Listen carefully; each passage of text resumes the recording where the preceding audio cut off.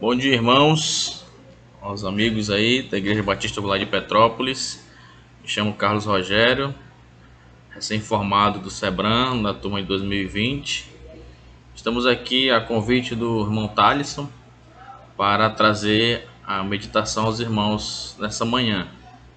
Aquilo que Deus tem colocado em nossos corações ao longo de alguns dias, ao longo desses meses, desses anos.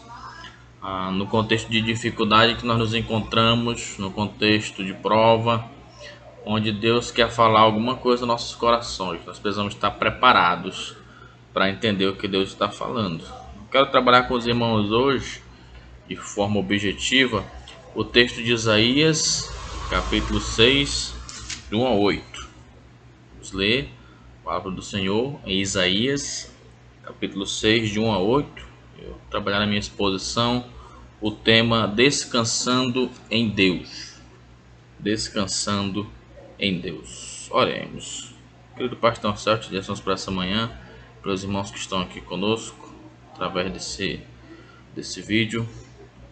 Ajude-nos a explicar e aplicar a porção que será lida da tua palavra na vida dos amados. Nós te pedimos e te agradecemos, não por merecimento nenhum, mas em nome de Jesus, agora para todos sempre. Amém. Diz assim a palavra do Senhor, amados. No ano da morte do rei Uzias, eu vi o Senhor assentado sobre um alto e sublime trono, e a cauda do seu manto enchia o templo. Serafins estavam por cima dele. Cada um tinha 6 asas. Com 2 cobria seus rostos, com 2 cobriam seus pés, e com 2 voavam. E clamavam uns aos outros, dizendo: Santo, Santo, Santo é o Senhor dos exércitos. Toda a terra está cheia da sua glória. E os umbrais das portas se moveram à voz do que clamava, e a casa se encheu de fumaça. Então disse eu: Ai de mim, estou perdido, porque sou homem de lábios impuros e habito no meio de um povo de impuros lábios. E os meus olhos viram o Rei, o Senhor dos exércitos. Porém, um dos serafins voou para mim, trazendo na sua mão uma brasa viva, que tirara do altar com uma tenaz. E com a brasa tocou a minha boca e disse: Eis que isto tocou os teus lábios, e a tua iniquidade foi tirada, e perdoado o teu pecado. Depois disto ouvi a voz do Senhor que dizia: A quem enviarei? E quem há de ir por nós? Então disse eu: Eis-me aqui, envia-me a mim.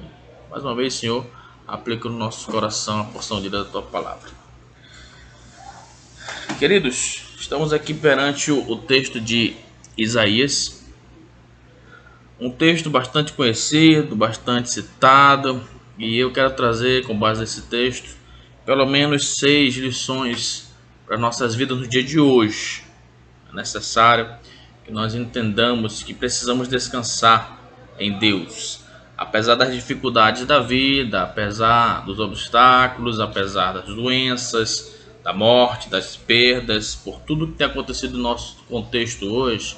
Nós ainda devemos e podemos descansar em Deus, descansando no poder de Deus, né? Voo seguro, como diz o hino, descansando no poder de Deus.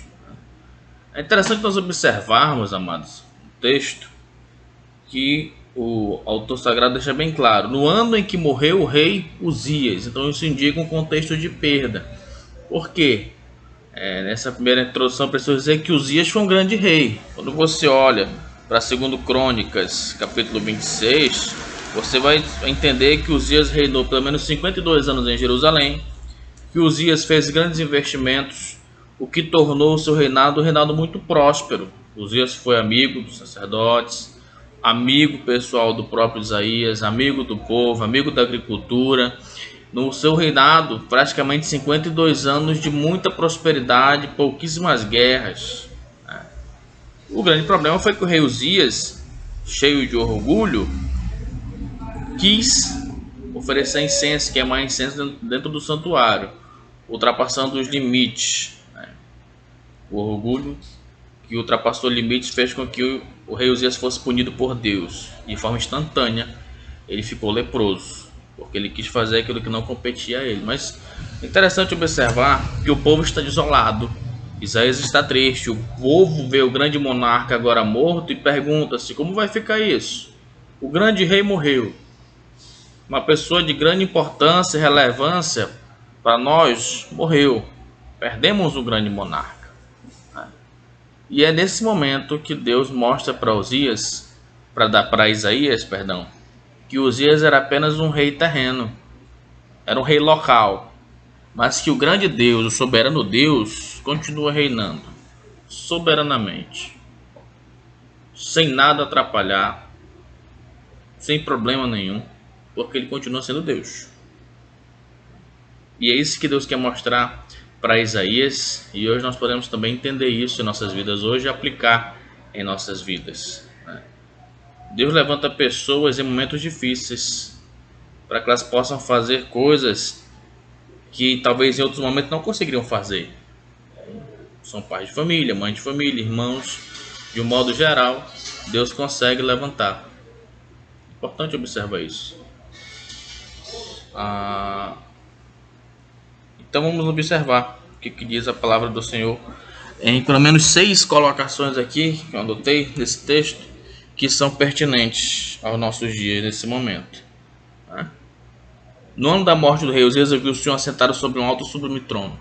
Queridos, para você descansar em Deus, no momento em que nós vivemos, é importante tirar os olhos do que é terreno. É importante tirar os olhos da terra e buscar as coisas do céu, como diz lá em Colossenses 3, João 4, buscar as coisas lá do alto, onde Cristo vive. O que o profeta Isaías viu foi que, apesar de o povo estar sem monarca, de o povo estar sem um grande rei ou algo do tipo, Deus continuava assentado. Nada interfere na posição de Deus. Então Deus está assentado sobre um alto e sublime trono. Interessante que nesse trono os anjos chegam e falam: Santo, Santo, Santo, Kadosh, Kadosh, Kadosh, em hebraico, Isso significa dizer que Deus nem está assentado, ele reina soberanamente, longe de pecado. O pecado não pode entrar no céu, porque Deus é santo. Isso nos mostra assim a santidade de Deus. A santidade de Deus é bem clara. E o texto continua dizendo para a gente, a partir do versículo 4, que nós precisamos também sentir a presença de Deus, porque a presença de Deus ali encheu de fumaça o local. Apesar dos problemas da vida, a presença de Deus é contínua em nossa vida através do Espírito Santo, que nos ajuda a viver de forma adequada, como convém.